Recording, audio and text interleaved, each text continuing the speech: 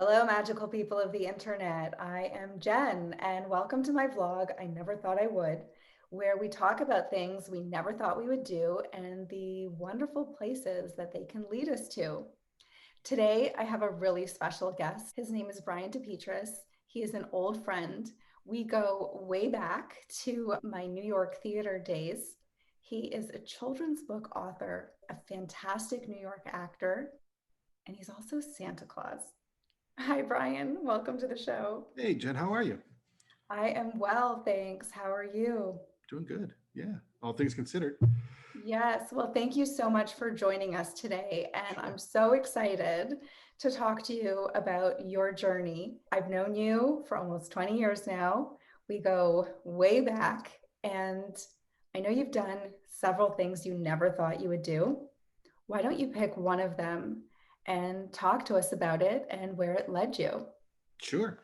Yeah, you're right. There's a lot of things I probably never would have thought I'd do, but I would definitely say the most surprising would be the Santa Claus portion of that. It was kind of serendipitous in some ways. You had mentioned acting, and my first role I ever did was in a play version of Miracle on 34th Street. And one day I was looking through the backstage paper, back then it was a paper, and saw an ad for Santa Claus, and I thought it would be a nice full circle kind of thing to do, and probably too young, but I'll just go in anyway. And I went in to a department store in Midtown Manhattan, and got hired, and it became a life.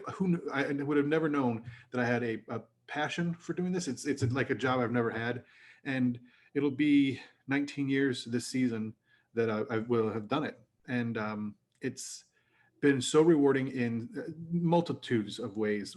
The people who I've met from doing that and became lifelong friends just by getting to work with them from 1 month of the year has been a surprise that I wouldn't have thought to come out of it. It's from the theater aspect, it's kind of like doing summer stock every year with the same company where you see the same people over and over again. And in some ways, you get to, you see them throughout the year, of course, but not quite in the same capacity. And it's also afforded me opportunities to do and see things that I wouldn't have done for sure. I've gotten a chance to be on the morning shows, Good Morning America, the Today Show. I've done, I rang the stock market bell one day in December. I've did the Rockefeller tree lighting. There's a lot of things, a lot of people who I've met, celebrities I've met, things that, again, Brian probably wouldn't have, but with the ability of my secret identity, if you will, I've had the opportunity to do things like you said, I would never thought I would have done. And that kind of led me to this year where I knew pretty early on that it was going to be difficult to do any kind of traditional Santa Claus in store or malls or anything. So I was anticipating that. And so I started looking pretty early on for a way to still bring the magic and the joy that I find that I can deliver. And I think that people kind of need, especially in times like this, is a way of giving that to the people. So I found a website and I purchased the domain and started building it. And I can't say can't take all the credit. I've had some help building it along the way, and it would not be where it is now without some definite help. But created a online hub where you can come and visit and meet Santa Claus. And I'm looking to I created a business which was completely something I never thought I would do. I'm definitely more of the show side of show business, and now that I'm learning, kind of like the School of Hard Knocks, learning how to go about doing a lot of things that business people do and know, but I'm learning, secondhand or through YouTube or watching, reading, whatever I have to do to pick up things I wouldn't have known. And so now, as a result, I've created this company, and now I'm doing visiting online, with people. Well, they say that necessity is the mother of invention. And it's interesting because that's how I learned how to become a producer, out of necessity. I never thought I would be a producer. I always thought I wanted to stay on the show side of show business. And things change, opportunities come, or we are put in a position where we have to make our own opportunities. like this year, I feel like this year is filled with so many people having stories of being forced to create their own opportunities. And I think it's so exciting. You've stepped out of your comfort zone and decided to start this new company. So, why don't you tell us what type of things are available? What is Santa Claus offering via this website? And what's the name of the website? What's the domain? Sure, it's visitsantaonline.com. That's And simple. yeah, it's real simple. I felt like I was surprised it was available actually. And so it's tiered. There's three different, I guess you could call them packages. There's a recorded video that you can download that's available to download immediately. And it can act as a Christmas card or a quick visit, something you can send on social media or through email or text, I guess. And it's generic, but it definitely is heartfelt. You can do a personalized video, which would be, just a few key bits of information that you can pass along, and I would include that into the video, and then similarly downloadable email sent to you, and you can download it.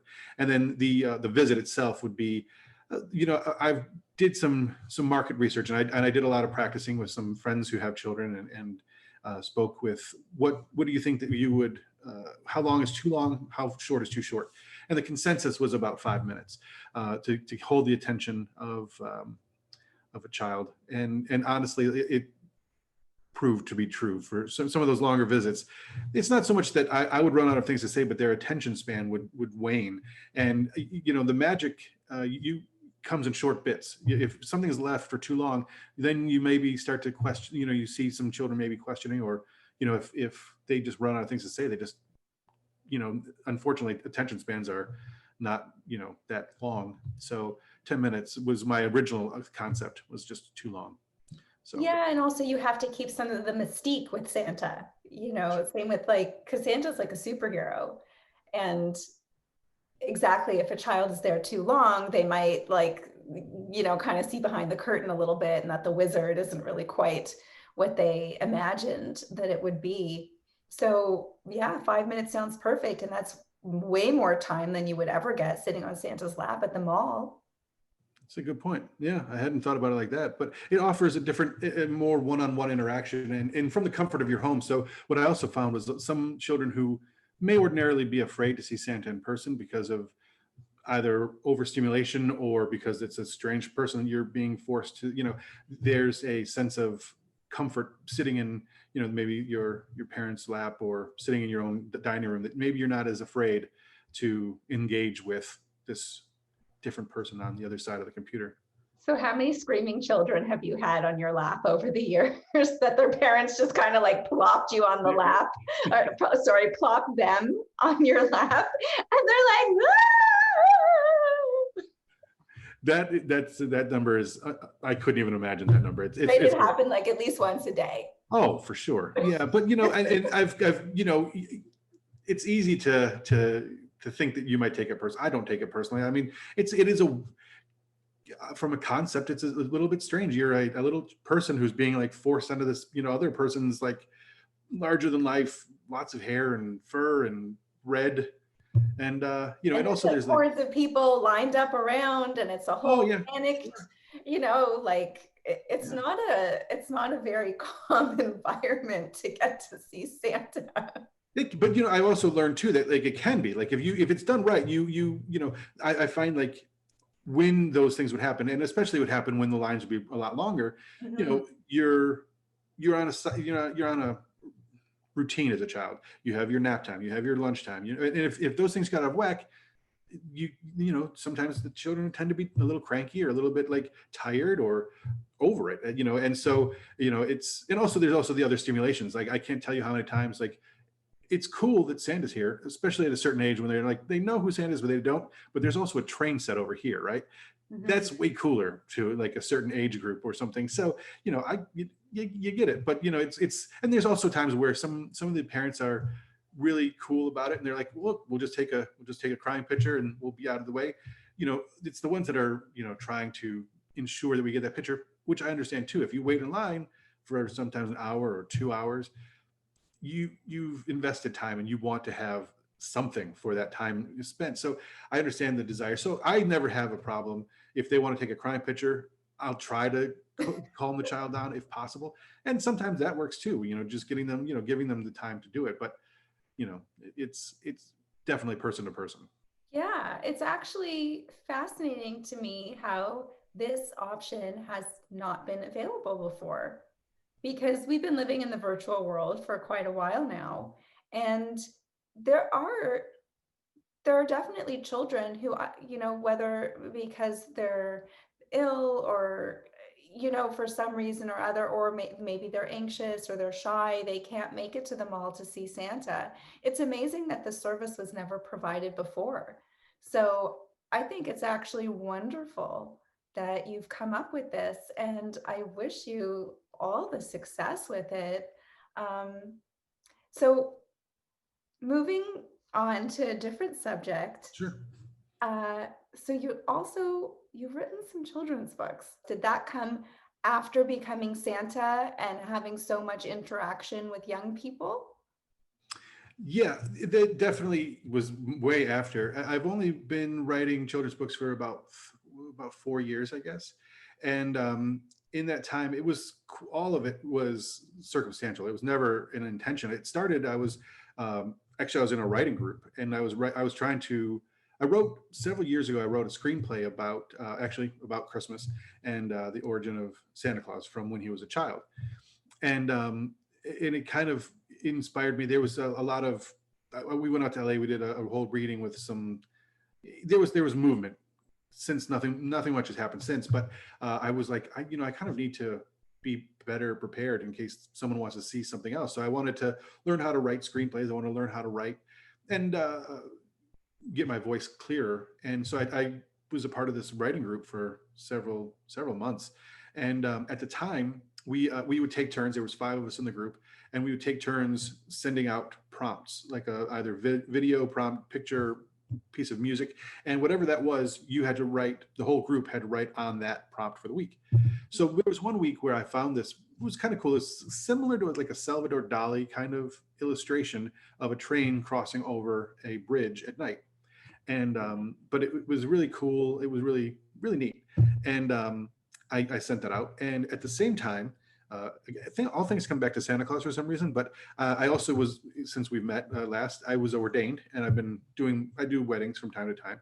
And a couple of good friends of mine from where I do Santa got engaged, and they needed to get married. The legal ceremony had to take place in New York, but they were getting married. Their ceremony was in Florida. So a couple of people who know each other from our Santa days, we got together, and I had written their entire ceremony to the reworked the night before Christmas as a wedding ceremony. And so the rhyme scheme was in my head already, with the perfect marriage of that and the prompt. So I wrote my first book, which was the Dreamland Express, and it kind of just was it was a 1 week kind of thing, and I got some feedback on it, did a few rewrites, but left it alone. Pretty much just left it there, and went on to my next prompt for the next week. And it really wasn't until a little while later, the sad part of the story is like after my mom passed pretty unexpectedly, and yeah, and so in a weird kind of way, during some point in the process, I had shared it with my brother, and he's like, "Oh, you should show Dad." So I was like, "Yeah, I'll show him." I didn't really think anything of it, and he was like, "You need to do something with this. You need to do." He was really kind of way more engaged about me publishing this book than I was. I was like, "Yeah, it's just a thing I wrote. It's not whatever."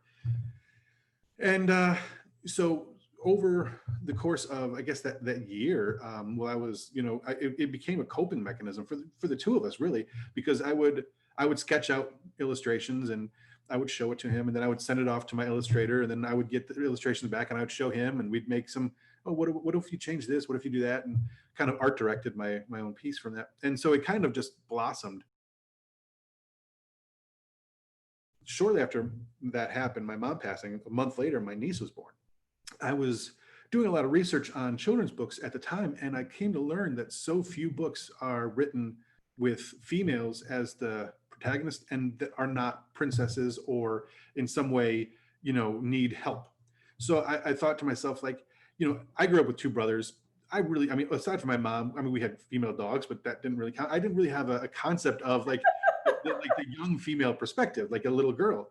So I'm like, I have to do something. I want to do something to, give her a something to look forward to, someone to look to.